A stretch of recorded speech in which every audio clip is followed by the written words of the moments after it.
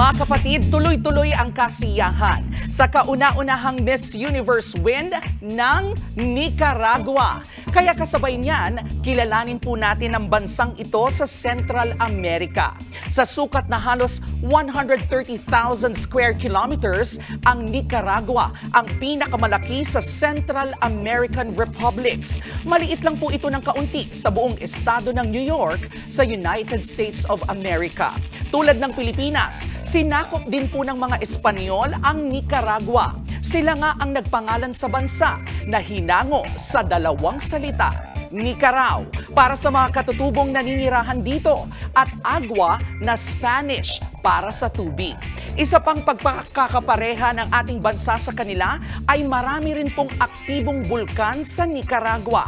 Mas maliit man ang kanilang bansa, mas marami naman silang bulkan na aabot sa mahigit 40. Isa sa pinakaaktibo riyan ang Masaya Volcano na malapit sa kapitolyo nilang Managua.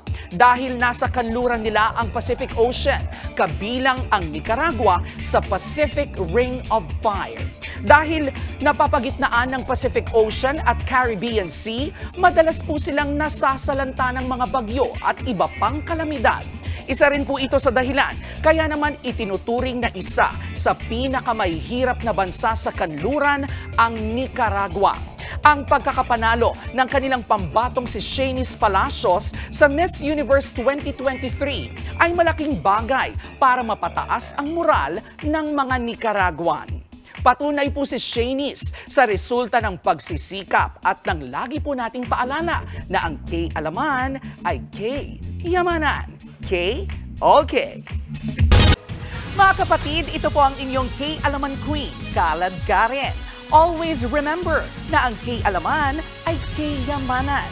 Kaya para sa latest showbiz news at dagdag impormasyon, mag-follow at mag-subscribe sa social media pages ng News 5. K-okay.